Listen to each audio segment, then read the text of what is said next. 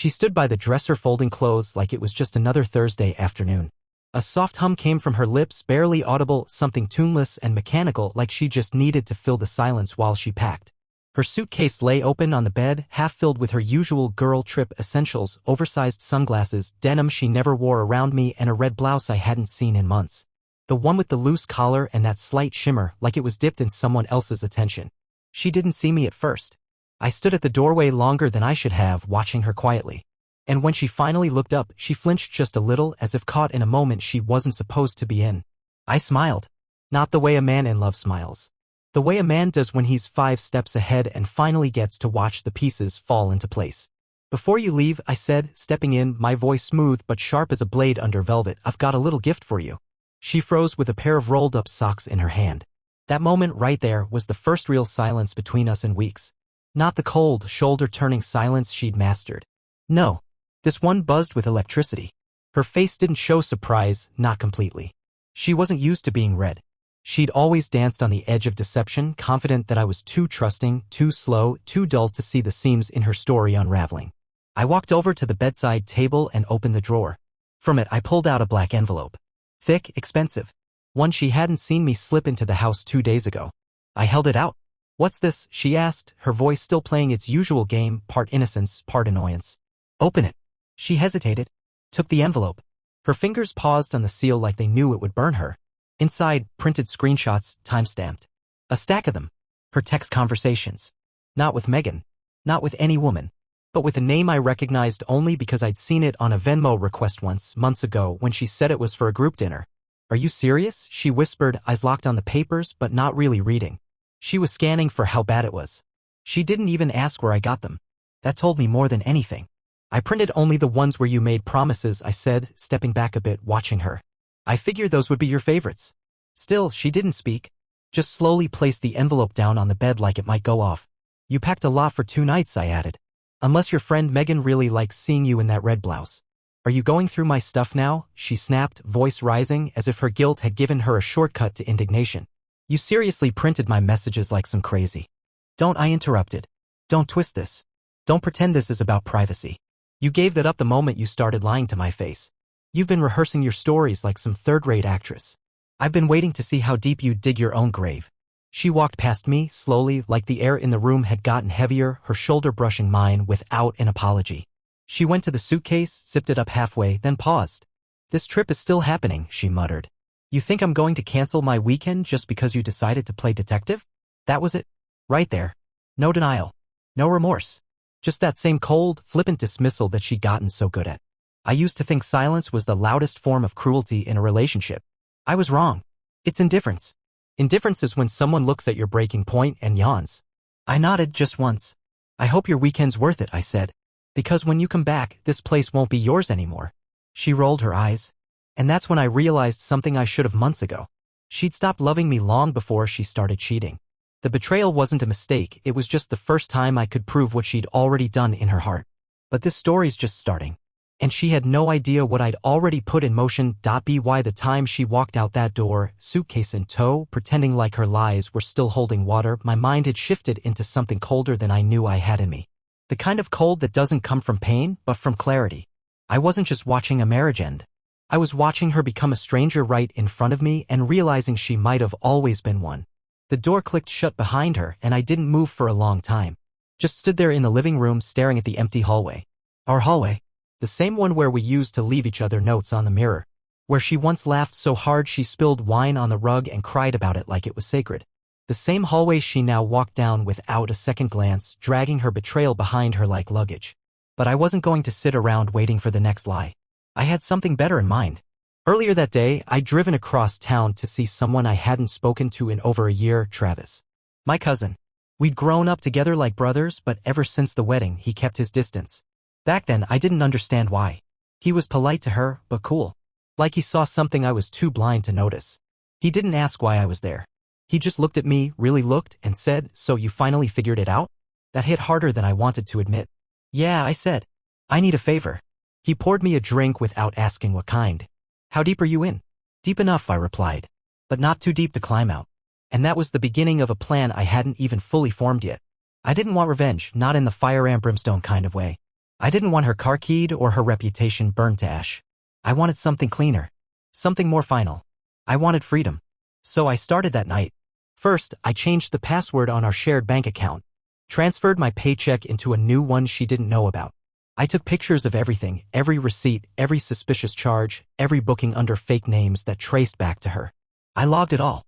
Then I made the calls. One to our landlord, who, thankfully, was my high school friend Jeremy, and another to the attorney my boss recommended 6 months ago when his own divorce turned nuclear. She didn't know it yet, but the walls were closing in fast.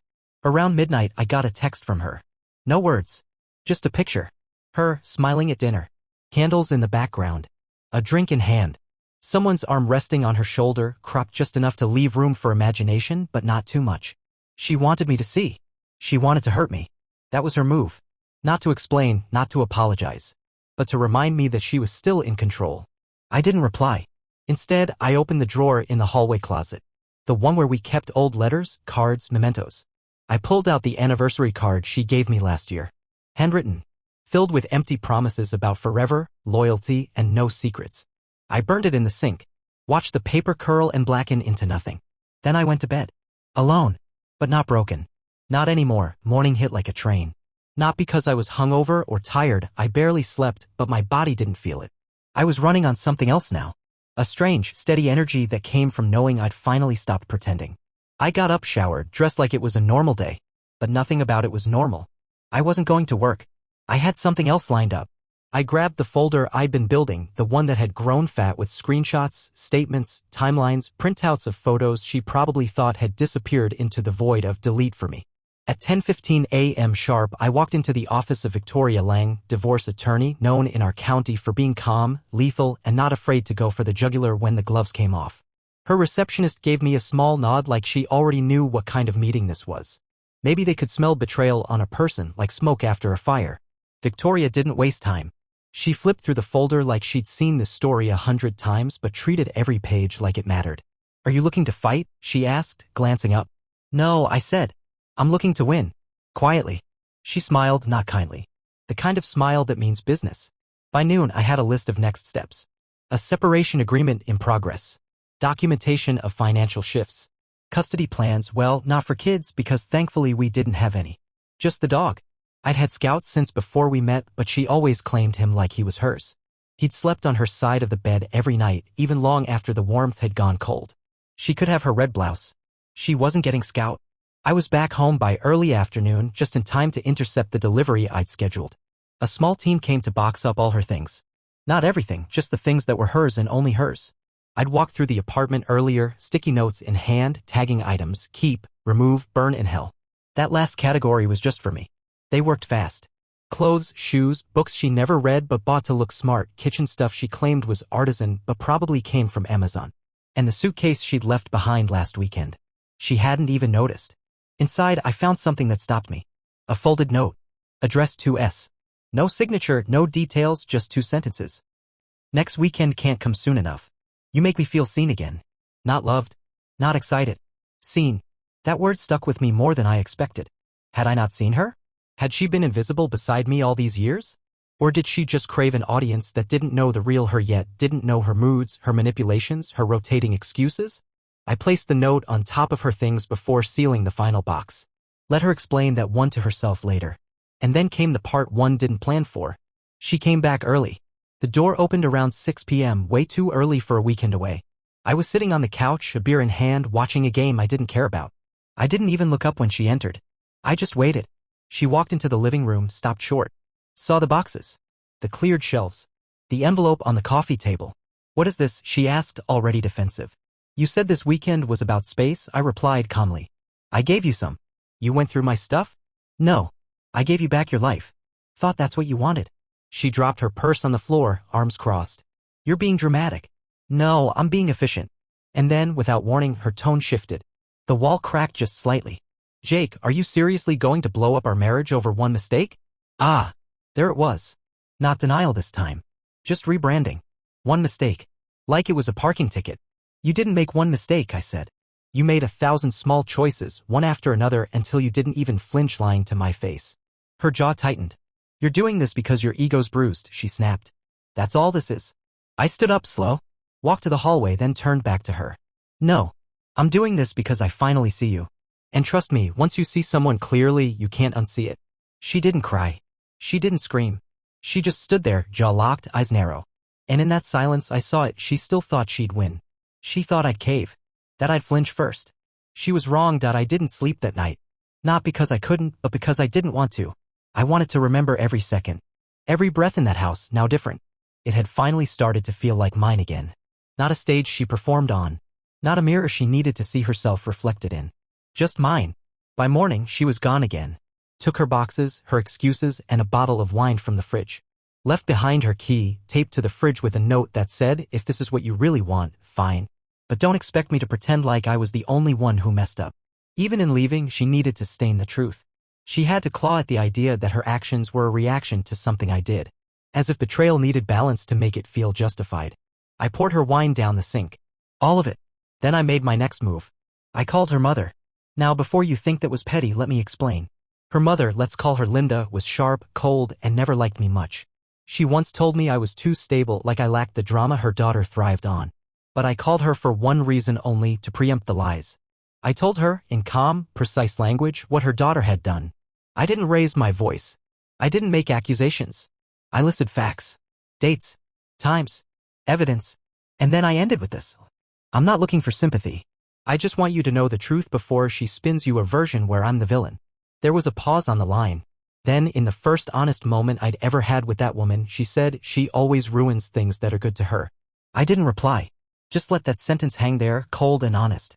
That afternoon I got a message from Megan, her so-called friend. The one she always used as an alibi. It was one line. I didn't know. I swear I didn't know. I stared at that message for a long time. Not because I didn't believe her, but because I realized something. Everyone in her life was always playing defense. Scrambling to distance themselves from her damage. She wielded lies like weapons and everyone around her was always ducking. I replied, don't worry.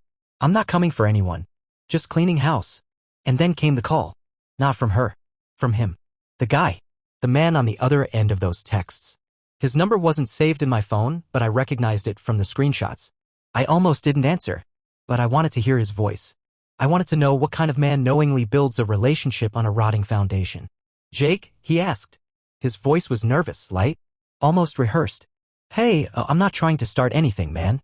I thought you should know I didn't know she was married. Not until last night. Sure, I said. I didn't believe him, but I let him talk. She told me you were separated. That she was just waiting on paperwork. I didn't look, I wouldn't have gone there if I knew. I said nothing. She's not who she pretends to be, he added, voice a little lower now. She plays this part. This desperate, soulful act. But it's not real. And there it was. From the man who'd been on the other side of the curtain, the same revelation I'd come to the hard way. Thanks, I said, and hung up. No anger. No threats. Just closure. Later that evening, I packed up the last box of things I didn't want to see anymore. Gifts from her. Pictures. Cards. Her books. I didn't burn them. I didn't destroy anything. I just donated them. Let someone else decide what to do with her empty words. The apartment was quiet now. Still. The kind of stillness that feels earned. I opened the window. Let the breeze in. And for the first time in what felt like years, I didn't feel like a prisoner in my own life. She thought she could play me like a fool. That I'd fold. That I'd beg. Instead, she gave me the greatest gift I never asked for, the truth. And I was finally ready to live with it. 3 days passed. No contact. Not a word, not a ping, not even a passive-aggressive story on social media meant to jab me through the screen. That silence, it didn't feel like peace. It felt like the deep inhale before a scream. I knew her too well. She wasn't the type to vanish quietly. She was regrouping, re-strategizing, working out which mask to wear next. I'd seen her do it with friends, with old jobs, even with family. When cornered, she didn't admit defeat, she rewrote the narrative. So I wasn't surprised when the call finally came. Blocked number. I almost let it ring out, but some instinct made me answer. Her voice came through, low and slow, like someone trying to sound calmer than they are. You're really doing this, she said. No, I replied. We did this. I'm just the one cleaning up after it. You're being heartless. And you're being consistent. She paused. That silence again. But this time it wasn't tactical. It was tight. Controlled. Like she was fighting the urge to explode. Then the shift. Her voice softened, almost cracked. I didn't mean for it to go this far, Jake. I didn't. I never thought you'd actually leave. And there it was, the first honest sentence she'd spoken in weeks. She didn't think I'd leave. Because I never had. Through fights, through her vanishing acts, through mood swings disguised as personality. I'd stayed. I'd believed. I'd forgiven. And she'd mistaken that for weakness. I believed in you, I said. That was my mistake. Not just in your loyalty, but in your capacity to love someone without needing to destroy them first. I was lost. You weren't lost, I snapped. You were hiding. There's a difference. Her voice changed again. Defensive now. You're not perfect, Jake. You think you are, but you're not. You don't feel. You observe. Like I'm some project. That hit harder than I expected. Because maybe she was right. Maybe I had become cold over time. Maybe her emotional chaos made me retreat so deep into logic that I stopped reacting altogether. Maybe I'd been surviving her, not loving her. But it didn't justify what she did. Nothing could. I didn't marry you to fix you, I said. But I also didn't marry you to be your enemy. And somehow you made me both. Silence again. Then a click. She hung up. I didn't call back. That night I got an email. Not from her. From her lawyer. The subject line was simple, initial response. Inside, her formal reply to the separation agreement. And it was aggressive. She wanted the apartment. Claimed she invested emotionally in the home. She wanted part of my savings account, the one she hadn't touched in 3 years. She wanted Scout every other weekend, citing deep emotional bonds. I almost laughed. Not because any of it was funny, but because I finally saw the full shape of her delusion. This wasn't grief. It was control. She didn't want the marriage, she wanted the illusion of power. And now that it was slipping, she was clawing for anything left that felt like ownership. I sent it all straight to Victoria. She replied within the hour, don't respond. I've got it. But I did one thing anyway. I wrote her one last letter. Not to mail. Not to frame. Just to write it. I told her she was brilliant at making people feel like they were the center of her world. And devastating at making them feel like strangers the moment they weren't useful. I told her she didn't just break my trust, she made a sport of it. And then I told her something I didn't expect to write. Thank you. Thank you for showing me who you really were so I could stop wasting my life trying to save someone who didn't want to be saved. Then I tore the letter up. And I slept through the night for the first time in months. It was a week later when the next shift happened. Not dramatic. Not loud. Not even her doing. It started with the knock on the door. I wasn't expecting anyone. It was Saturday morning, the kind where the air feels heavy with some kind of unfinished business. I opened the door half-dressed, thinking maybe it was a package or a neighbor. It wasn't. It was his wife. Not Alyssa. Not the man's ex. His current wife. I didn't even know he was married. The guy she'd been sneaking around with, the one who called me, who claimed ignorance and guilt, he had a whole wife. A life. A world she'd cracked into like a thief in silk gloves. She looked tired, mid-30s, thin from stress. Her eyes locked onto mine with that look only people in the same kind of pain recognize. And without a word, she handed me a small envelope and said, I thought you should know the full picture. And then she left. Didn't wait for questions. Didn't ask for anything. Just walked away down the hall, silent like a storm moving past. Inside the envelope were photos. Not printed from a phone. Real photos. Someone had taken them with intent. A dinner here. A hotel lobby there. One of them at a farmer's market, laughing, wearing sunglasses. One of her kissing him in a parked car. And a note. Don't let her fool you again. She's been doing this longer than you think. I sat down on the floor right there by the door. The photos scattered around me like pieces of a puzzle I was never meant to solve. It didn't feel like a twist. It felt like confirmation. I'd been living in a lie. A well-decorated, Instagram-filtered, carefully curated fiction. That night, I didn't rage. I didn't cry. I took Scout for a walk around the neighborhood. Let the leash go a little longer than usual. Let my thoughts breathe. I thought about the way she used to lean into me at parties, not because she wanted to be close, but because it made us look good. I thought about the vacations where she spent more time taking pictures of herself than talking to me. I thought about the way she always insisted on paying for coffee with her card, not because she was generous, but because she liked the receipt trail of independence. And I thought about the day she convinced me to cut off an old friend, said he was toxic, said he made me weak. That friend had warned me once. Quietly. Carefully. Just make sure you're not confusing intensity with love. I'd laughed at the time. Thought he was bitter. Thought he didn't get us. Now I realized he'd seen what I refused to. The following day, I filed an official motion to revise the separation terms. Victoria was relentless. She'd seen these games before. And when I handed her the photos, she didn't blink. We're done playing nice, she said. Good. Because I was done too. The best part? She still hadn't reached out again. Not a message. Not a call. I was starting to think maybe for once she understood I wasn't bluffing. But then came the dinner invitation. From her. A text out of nowhere, can we talk? Just one dinner. One real conversation. I stared at it for a long time. I didn't answer. Instead, I booked myself a table for one at a place she'd always hated. Too loud, too common, she once said. I ordered what I liked. Laughed with the waiter. Enjoyed the food, the drink, the solitude. I left my phone face down the whole time. She wanted one last chance to perform, to rewrite, to paint a softer ending. But I'd already lived through her final scene. And I wasn't sitting front row anymore. I expected her to show up at my door again. Or to escalate. She was always the kind who couldn't leave things unfinished. She hated being the one left behind, even if she was the one who kicked the structure down in the first place. But she didn't come. Instead, she started showing up where she knew I'd be. The gym first. The one I'd been going to for years. Suddenly, she's there in a matching set she never wore before, earbuds in, pretending not to see me. Her glances were quick, measured, and every time I passed her, I felt that static tension crackling between us. She didn't say anything. But she was watching. Calculating. Then it was the grocery store. I'd see her 2 aisles away, pretending to compare brands of cereal she never ate. She didn't confront me, didn't even make a scene. Just lingered in my periphery like a ghost haunting places we used to move through together. And then the charity event. The big one my firm hosts annually. She'd never cared about it before. Said it was pretentious. But suddenly she showed up in a navy dress that hugged her like an apology and heels that clicked like a warning. She acted surprised to see me. Claimed someone else invited her. But I knew better. That night, as I stood near the balcony, she approached. Drink in hand, eyes soft like she was trying to disarm a bomb. Jake, she said, like she was breathing my name for the first time. I didn't know you'd be here. No, I replied, not even turning toward her fully. You hoped I'd be here? That silence again. But this one wasn't heavy. It was hollow. She stepped closer. Too close. Can we please just talk, without lawyers, without strategy, just you and me? There is no you and me, I said. There's just you and the consequences you thought you'd never face. She looked away, gripped her glass tighter. I didn't mean for this to get so ugly. That's the thing about lying to someone who actually loved you, I said, finally turning to face her. It's not the betrayal that does the most damage, it's the realization that you were never afraid of losing them. Her jaw tightened. She was gearing up for a monologue I'd seen that face 100 times. But before she could launch into her rehearsed redemption arc, someone interrupted. A woman I'd been seeing casually, nothing serious, just honest. Real. She came up beside me, smiling, placing a light hand on my arm. Hey, you disappeared. Come back, the game's getting wild. A flicker passed through Alyssa's face. Not jealousy. Not regret. Offense.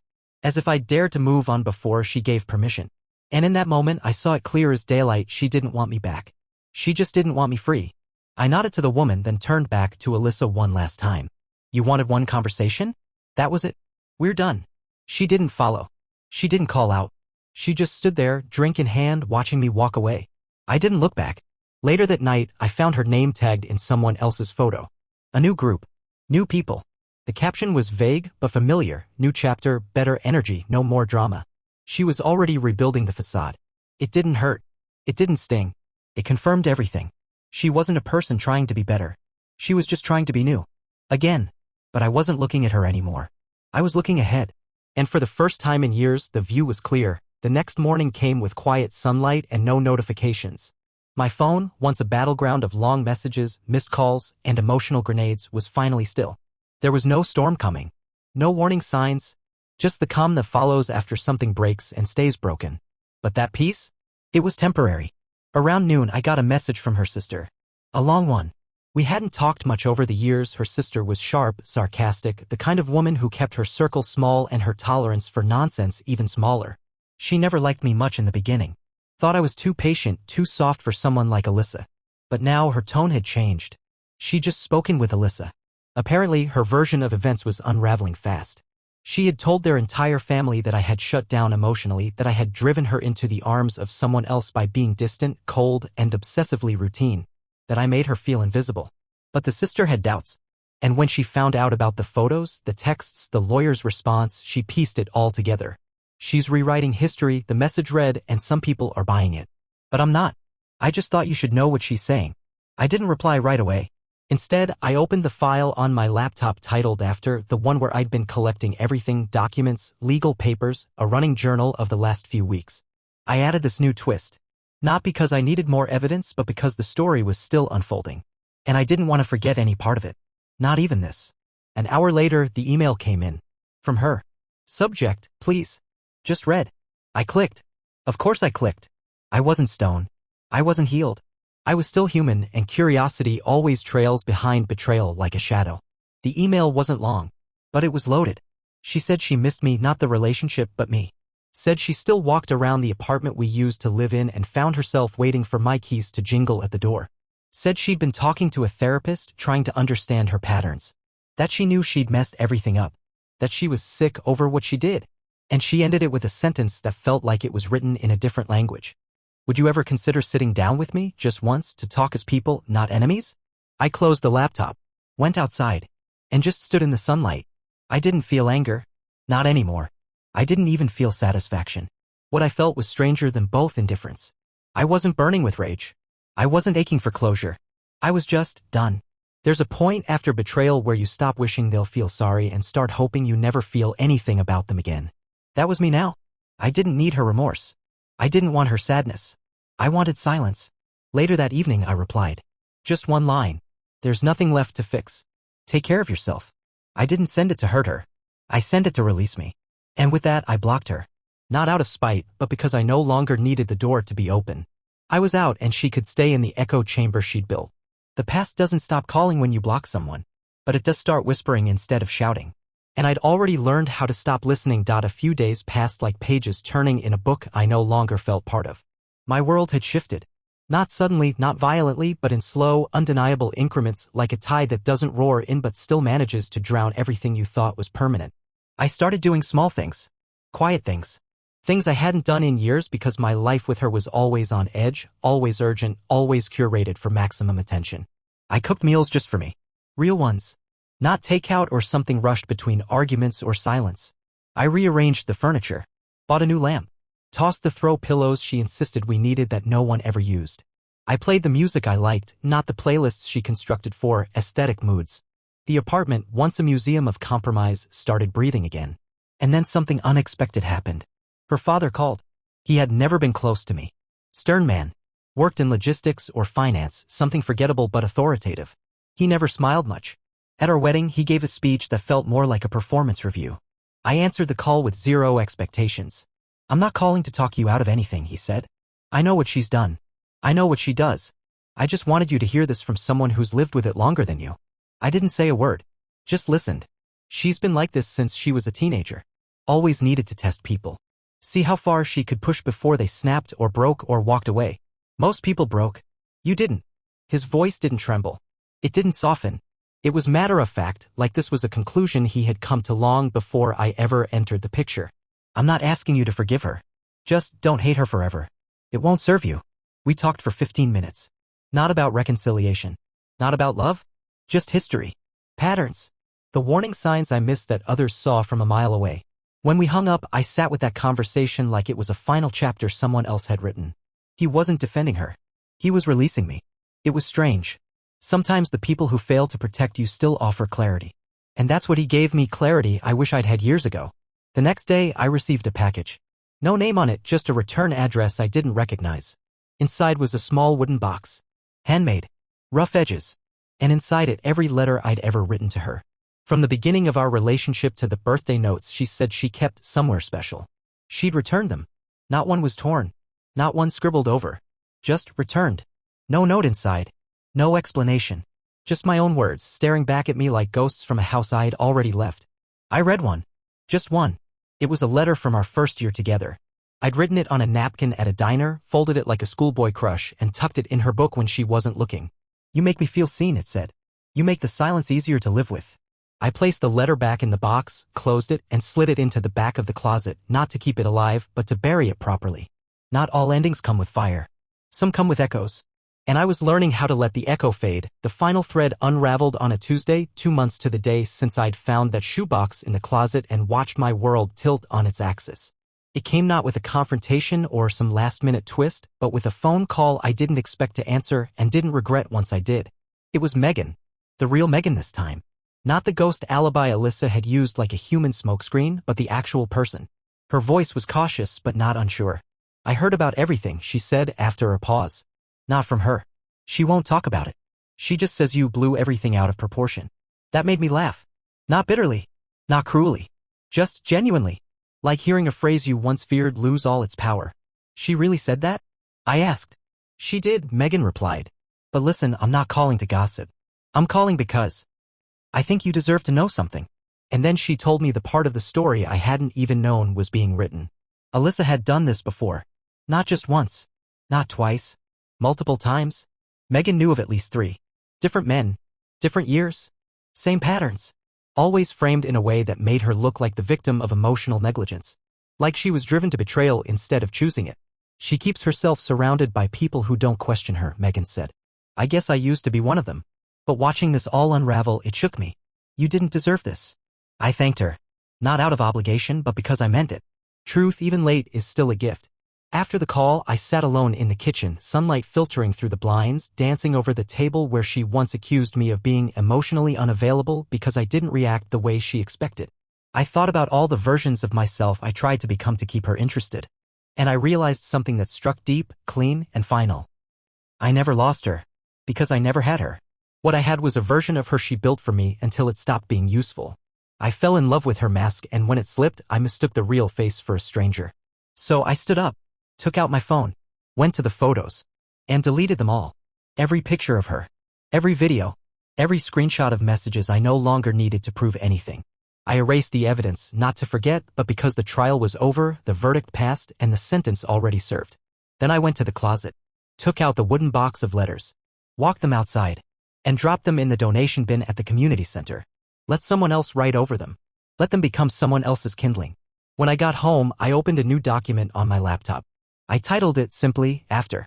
And I began writing, not about her, not about pain, but about what it meant to start over when the dust has finally settled. I wrote about rediscovering stillness. About learning that peace isn't something you earn through struggle, it's what you find when you stop handing out backstage passes to people who only come to destroy the show. And when I finished the first page, I leaned back and felt it. Not anger. Not pride.